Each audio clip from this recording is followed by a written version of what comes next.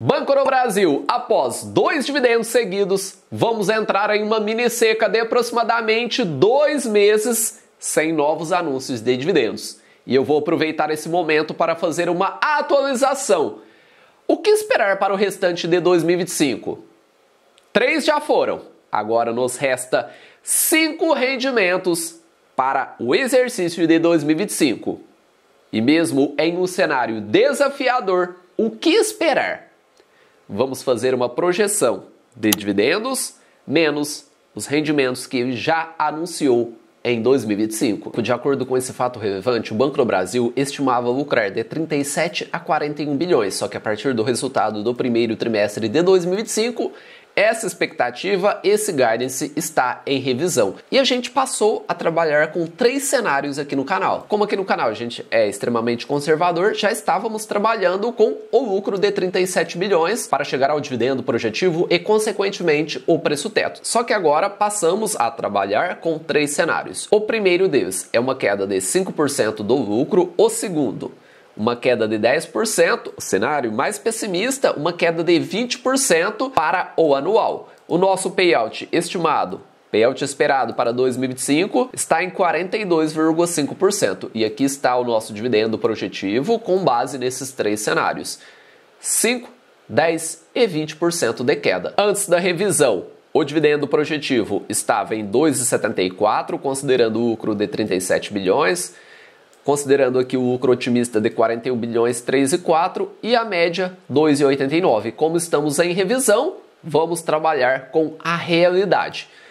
Primeiro cenário, 29,6 bilhões, que é o lucro mais pessimista.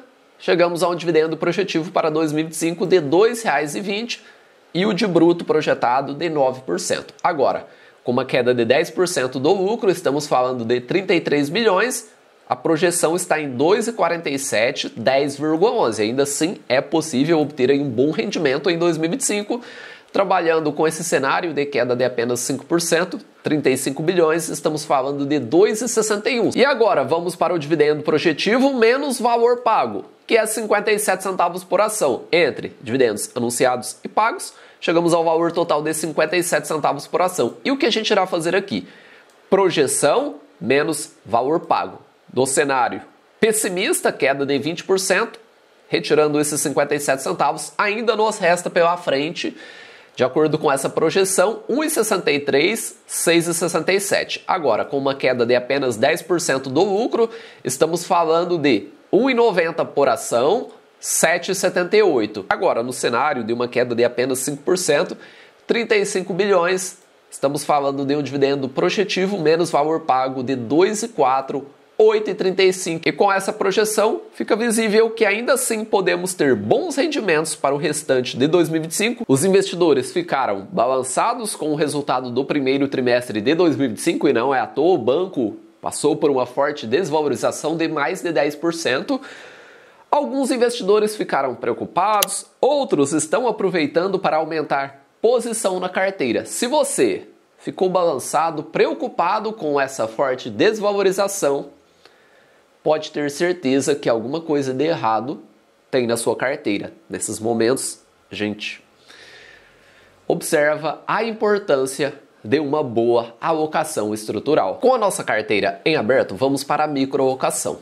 Vamos abrir aqui a aba ações para você identificar os ativos que compõem o nosso portfólio. Abrindo a microalocação, observamos que o Banco do Brasil é o ativo número 5, empresa do setor financeiro, BBAS3, possuímos 389 ações, considerando o preço médio e cotação, ainda assim estamos no positivo, 16,32. Agora, considerando dividendos, estamos com 34,3%, mostrando a importância de pagar barato. A nossa meta é de ter 10% no Banco do Brasil.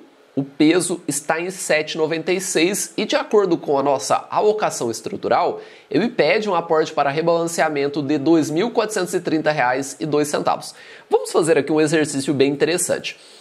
Vamos imaginar que você abriu a sua carteira e você possui um saldo para aporte disponível de R$ 2.000.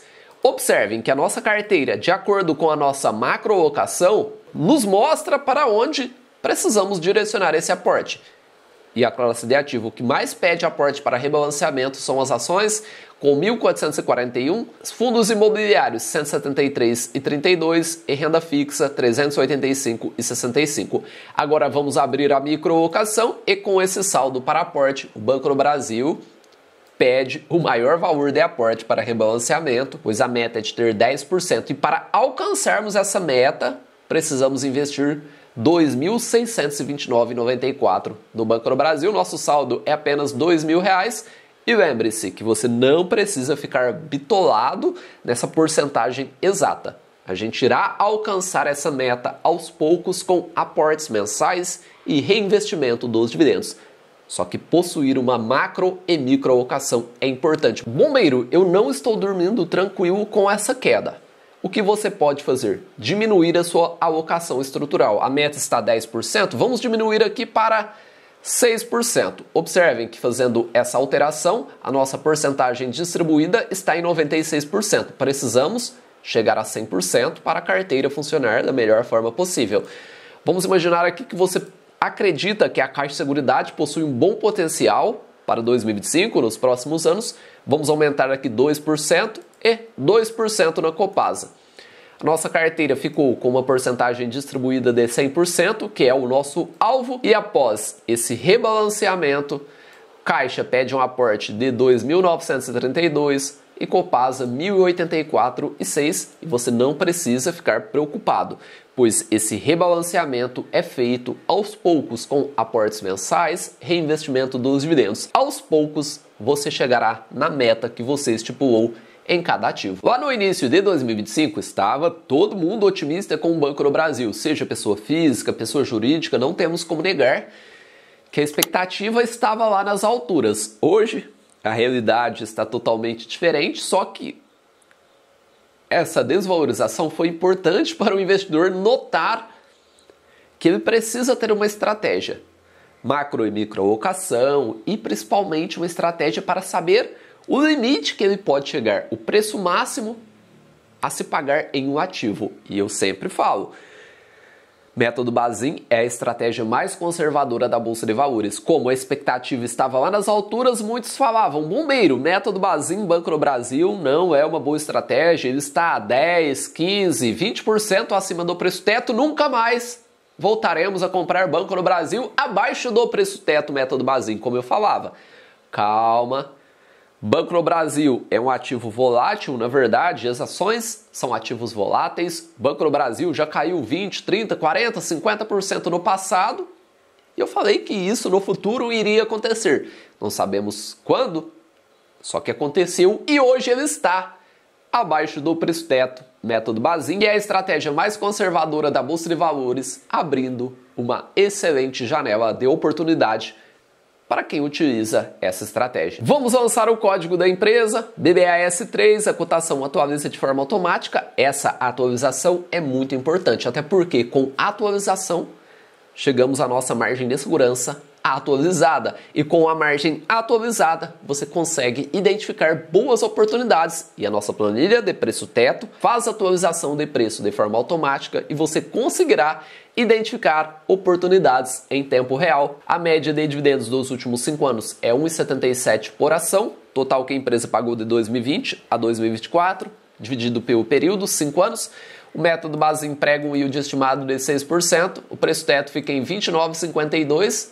No início de 2025, muita gente falava que Banco do Brasil não ficaria abaixo desse preço teto e a grande maioria estava errada. Banco do Brasil volta abaixo do preço teto, método Bazin, e ostenta uma belíssima margem de segurança de 20,8%. E pensar que no início do ano ele estava cerca de 10, 15% acima do preço teto. Calma! É apenas um resultado trimestral. Nenhuma empresa cresce para sempre. Uma empresa é um organismo vivo, em alguns momentos ela precisa se mexer. Essa queda de lucro, embora preocupante, é algo absolutamente normal em renda variável. E o Banco do Brasil continua sendo uma empresa com grande participação de mercado, presença forte no agro e capacidade de adaptação. Se você não está dormindo tranquilo com o Banco do Brasil no seu portfólio, é porque algo de errado tem na sua carteira. A única forma de se proteger em renda variável é comprar empresas com margem de segurança abaixo do preço teto. Essa é a única forma que você tem de se proteger, além de uma carteira diversificada. O seu foco deve ser comprar boas empresas que pagam bons dividendos a bons preços. O Banco do Brasil continua sendo uma boa empresa? Sim, continua sendo. Estamos falando de apenas um resultado trimestral. Paga bons dividendos? Sim, está pagando e tem capacidade de continuar pagando bons dividendos. Está em um bom preço? Sim, se você utiliza método Bazin em dividendo projetivo, o Banco do Brasil ainda está em um bom preço. E a depender do seu horizonte de tempo, você pode considerar essa queda como um risco ou oportunidade. Está utilizando a lupa do curto prazo? O Banco do Brasil é um risco. Está utilizando o binóculos do longo prazo? O Banco do Brasil pode ser uma excelente oportunidade para a sua carteira de dividendos. E você, possui Banco do Brasil no seu portfólio? Deixe aqui nos comentários se você considera essa forte desvalorização como um risco ou oportunidade. Deixe aqui nos comentários, risco ou oportunidade. Um abraço a todos e bons investimentos.